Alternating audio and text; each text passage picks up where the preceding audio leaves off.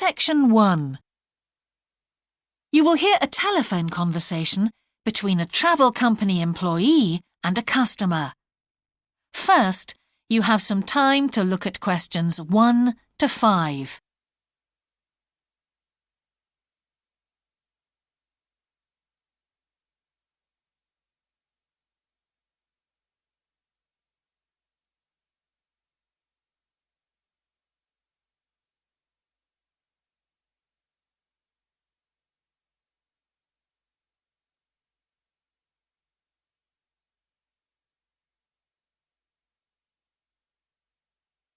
Greek Island Holidays, can I help you?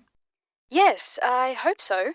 I have a friend who's just come back from Corfu, and she's recommended some apartments in Arillis. She thought they might be on your list. Arillis, let me see. Can you give me the names? Yes, the first's Rose Garden Apartments. I'd like to go with another friend in the last week of October. Well, we've got a lovely studio flat available at that time. I'm sure you'd enjoy the entertainment programme there too, with Greek dancing in the restaurant. And the cost for each of us? £219. That sounds very reasonable. I'm just jotting down some notes. Now, the second one she mentioned was called Blue Bay. Blue Bay. Yes, in fact, that's very popular, and it has some special features. Really? The main attraction is the large swimming pool with salt water. Much healthier, I understand. That's right. And it isn't far from the beach either, only 300 metres. And only around half a kilometre to some shops, so you don't have to be too energetic. Is it much more expensive than the first one? Let me just check. I think at the time you want to go, it's around £260. No, £275 to be exact. Right, I've got that. Now, there are just 2 more apartments to ask you about. I can't read my own writing. Something to do with sunshine, is it? I think you meant the Sunshade Apartments. They're on a mountainside. Any special features? Yes, each room has its own sun terrace, and there are shared barbecue facilities. Ooh, sounds lovely. Yes, it is rather well equipped. It also provides water sports. It has its own beach. There are facilities for water skiing. Any kite surfing? My friend's quite keen. Not at the hotel, but I'm sure you'll find some in Arillis. There's also satellite TV in the apartments. And how much is that one? £490 with 2 sharing. You mean £245 each? I'm afraid not. Each person has to pay that amount, and there must be at least 2 in an apartment. Ooh, I don't think that would be within our budget, unfortunately. And the last one sounds a bit expensive too. The Grand? Actually, it's quite reasonable. It's an older style house with Greek paintings in every room and a balcony outside. Sounds nice. What are the views like? Well, there are forests all round, and they hide a supermarket just down the road, so that's very useful for all your shopping needs. There's a disco in the area too. And the price? £319 at that time, but if you leave it till November, it goes down by 40%. Too late, I'm afraid. Well, why don't I send you a brochure with full details, Miss... Nash. But don't worry about that. I'm coming to Upminster soon, and I'll call and get one. I just wanted to get an idea first. Well, that's fine. We've got plenty here when you come. Before you hear the rest of the conversation, you have some time to look at questions 6 to 10.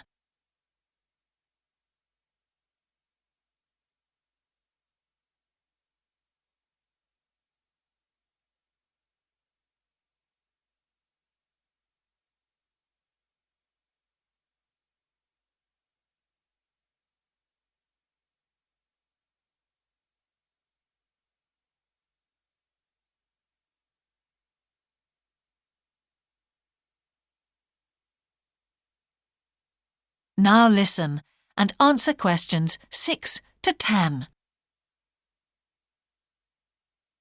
If you've got a minute, could I just check a couple of points about insurance? I got one policy through the post, but I'd like to see if yours is better. Fine. What would you like to know? Well, the one I've got has benefits and then the maximum amount you can claim. Is that like yours? Yes, that's how most of them are. Well, the first thing is cancellation. If the holiday's cancelled on the policy I've got, you can claim £8,000. We can improve on that, Miss Nash. For Greek island holidays, our maximum is £10,000. That's good. Of course, our holiday won't even cost £1,000 together. It's still sensible to have good cover. Now, if you go to hospital, we allow £600. Yes, mine's similar. And we also allow a relative to travel to your holiday resort. My policy just says their representative will help you. You can see there's another difference there. And what happens if you don't get on the plane? Nothing, as far as I can see on this form. Don't you have missed departure? No, I'll just jot that down. We pay up to £1,000 for that, depending on the reason. And we're particularly generous about loss of personal belongings, up to £3,000, but not more than £500 for a single item. Then I'd better not take my laptop. Not unless you insure it separately. OK, thanks very much for your time. You've really been helpful. Can I get back to you? Your name is... Ben Ludlow. That's Ludlow. I'm the assistant manager here. I'll give you my number. It's 081 260 543 216. But didn't I phone 081 260 567 294? That's what I've got on the paper. That's the main switchboard. I've given you my direct line. Right. Thank you very much for your time. That is the end of section 1. You now have half a minute to check your answers.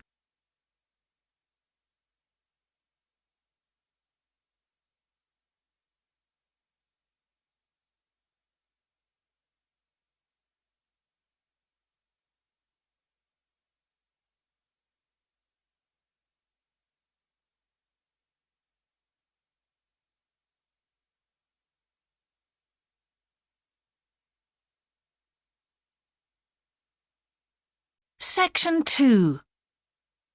You will hear a talk on local radio about a children's theme park. First, you have some time to look at questions 11 to 13.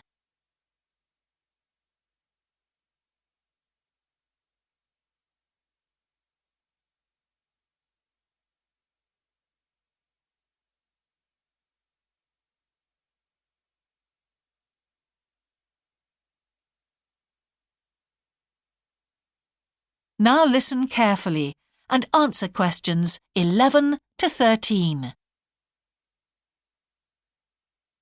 For the second in our series about locally run businesses, we meet Simon Winridge, co-founder of the hugely successful Winridge Forest Railway Park. Welcome, Simon. Now, perhaps you can begin by telling us a little bit about how it all started. Well, during the 1970s, my wife Liz and I had just acquired 80 acres of sheep farming land, and we decided to settle down and have children. Pretty soon we had a daughter, Sarah, and a son, Duncan.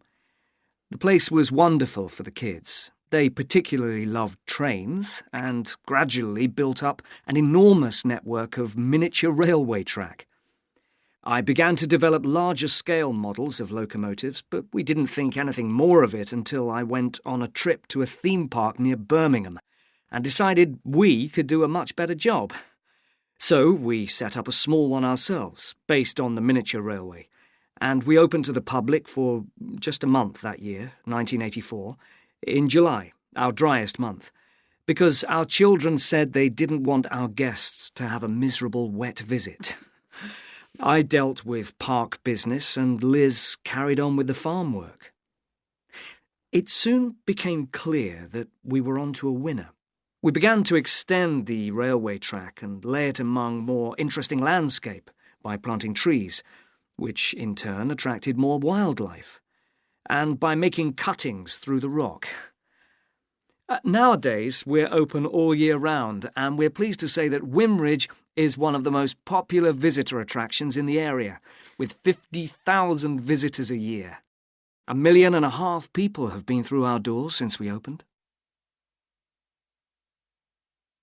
Before you hear the rest of the talk, you have some time to look at questions 14 to 20.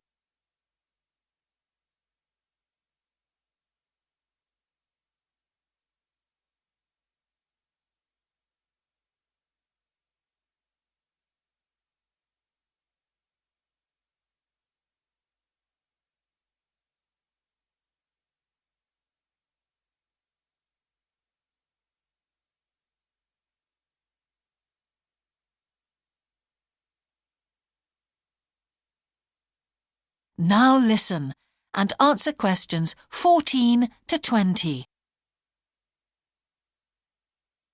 All these visitors mean we have had to expand our operation, and it's now a truly family concern.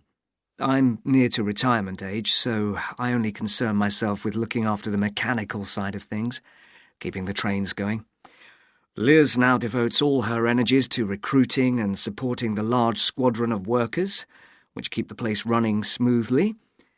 We're really pleased that, after some years away teaching, Sarah has now returned to the park and makes sure the visitors are kept fed and watered, which keeps her pretty busy, as you can imagine. Our son Duncan has been a stalwart of the park for the last 10 years, taking over from me in the area of construction. And I'll say a little bit more about that in a moment. And his new wife, Judith, has also joined the team in charge of retail. That's becoming a tremendous growth area for us. A lot of people want to buy souvenirs. Mm-hmm. So have you finished your development of the site for the moment? Not at all. We're constantly looking for ways to offer more to our visitors. The railway remains the central feature, and there's now 1.2 kilometres of the line laid, but we'd like to lay more. Because of the geology of the area, our greatest problem is digging tunnels, but we're gradually overcoming that. We're also very pleased with a new installation of the go-kart arena, which is 120 square metres in area. Again, the problem is the geology. We had to level the mounds on the track for safety reasons. We wanted to enable 5 to 12-year-olds to use the go-karts. And the main attraction here is the Formula One kart. We've known fights to break out over who gets it. And then, finally, to our most recent development, which is the landscape swimming pool. That is the end of section 2. You now have half a minute to check your answers.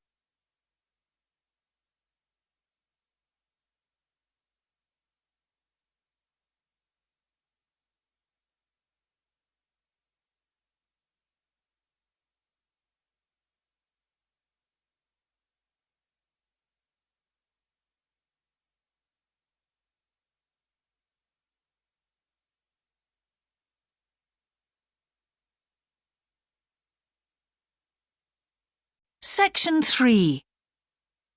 You will hear a geography student called Caroline discussing her dissertation with her tutor.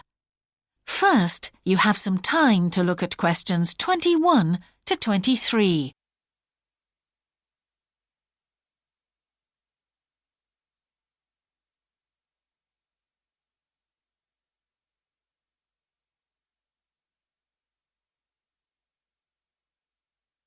Now listen carefully and answer questions 21 to 23. Ah, Caroline. Come on in, sit down. Thanks. So how's the dissertation planning going? Well, Dr. Shulman, I'm still having a lot of trouble deciding on a title. Well, that's perfectly normal at this stage. And this is what your tutorials will help you to do. Right. What we'll do is jot down some points that might help you in your decision. First of all, you have chosen your general topic area, haven't you? Yes, it's the fishing industry. Oh, yes, that was one of the areas you mentioned. Now, What aspects of the course are you good at? Well, I think I'm coping well with statistics, and I'm never bored by it. Good. Anything else? Well, I found computer modelling fascinating. I have no problem following what's being taught, whereas quite a few of my classmates find it difficult. Well, that's very good. Do you think these might be areas you could bring into your dissertation? Oh, yes, if possible. It's just that I'm having difficulty thinking how I can do that. You see, I feel I don't have sufficient background information. I see. Well, do you take notes? I'm very weak at note-taking. My teachers always used to say that. Well, I think you really need to work on these weaknesses before you go any further. What do you suggest? Before you hear the rest of the tutorial, you have some time to look at questions 24 to 30.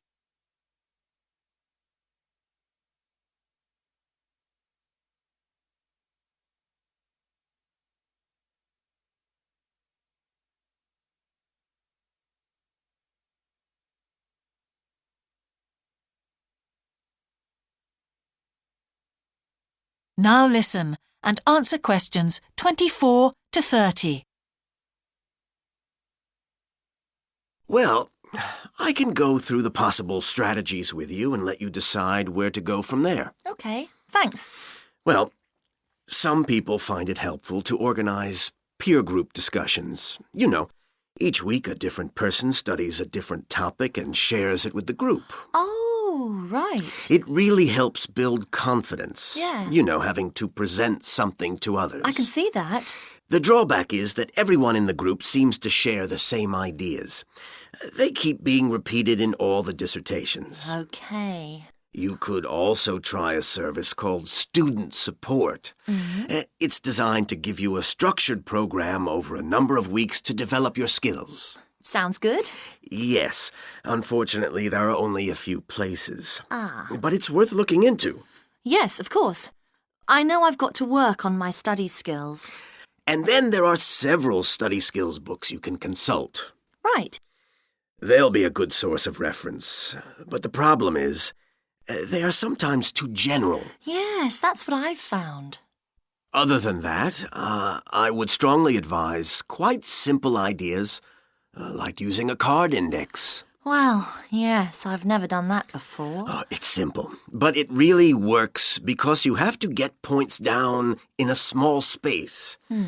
Another thing I always advise is don't just take your notes and forget about them. Read everything 3 times. That'll really fix them in your mind. Yes. I can see it'd take discipline, but... Well, if you establish good study skills at this stage, they'll be with you all your life. Oh, yes, I completely agree. It's just that I don't seem to be able to discipline myself. I need to talk things over. We'll be continuing these tutorials, of course. Let's arrange next month's now. Let's see. I can see you virtually any time during the week starting the 22nd of January. What about the 24th? I'm free in the afternoon. Sorry, I'm booked then. What about the following day? The Thursday? Yeah? I can make the morning. Fine. We'll go for the 25th then. That's great. Thanks. That is the end of section 3. You now have half a minute to check your answers.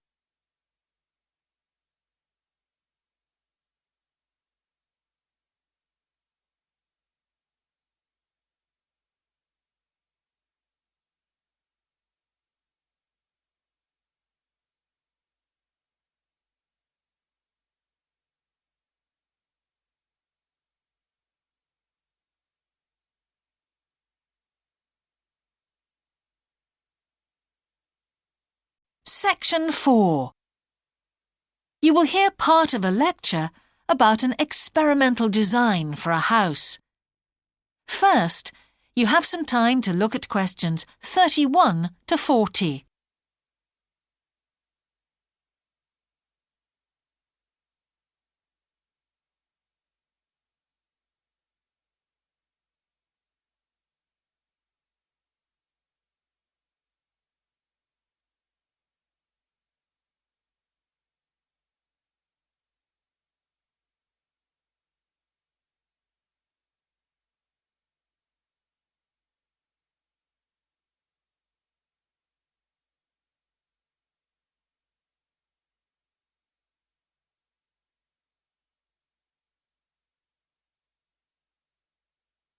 Now listen carefully and answer questions 31 to 40.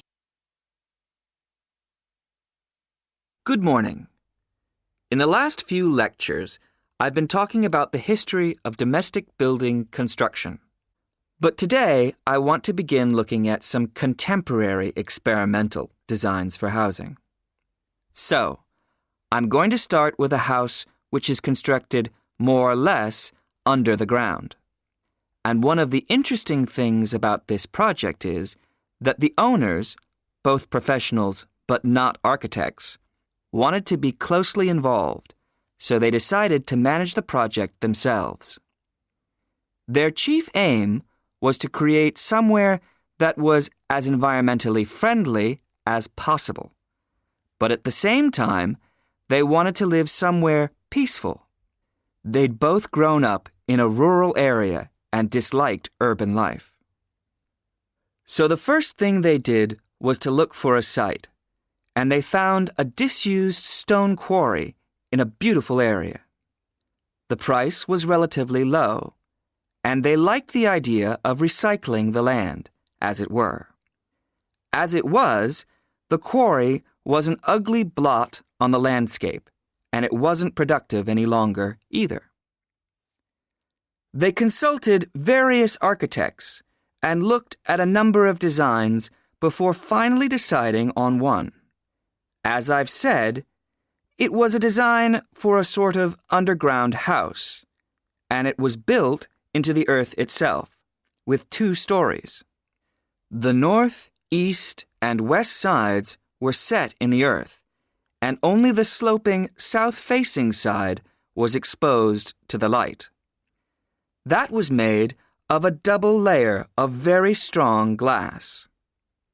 There were also photovoltaic tiles fixed to the top and bottom of this sloping wall. These are tiles that are designed to store energy from the sun, and the walls had a layer of foam around them too to increase the insulation.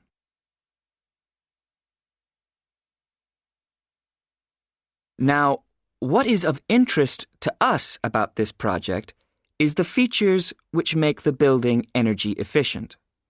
Sunlight floods in through the glass wall, and to maximize it, there are lots of mirrors and windows inside the house. That helps to spread the light around. So that's the first thing. Light is utilized as fully as possible.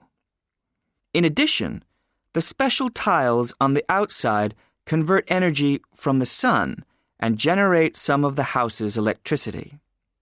In fact, and it is possible that in future the house may even generate an electricity surplus, and that the owners will be able to sell some to the national grid. As well as that, wherever possible, recycled materials have been used. For example, the floors are made of reclaimed wood, and the owners haven't bought a single item of new furniture. They just kept what they already had. And then there's the system for dealing with the waste produced in the house.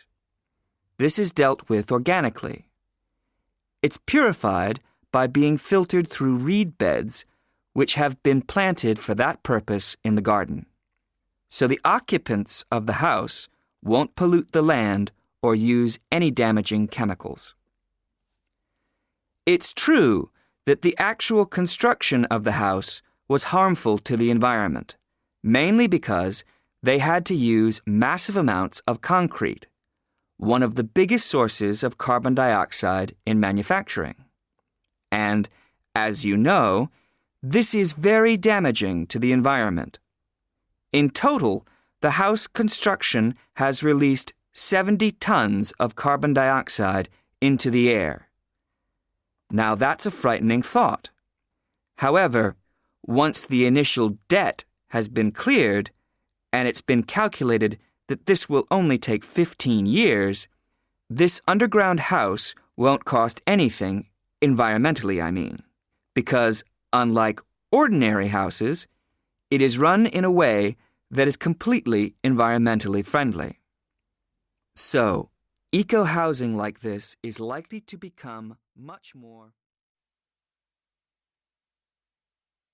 That is the end of section 4.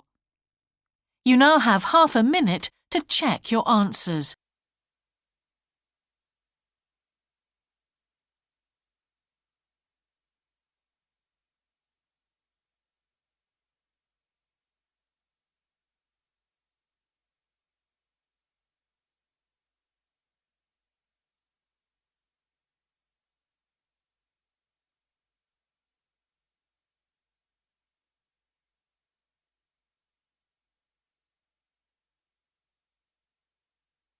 That is the end of the listening test.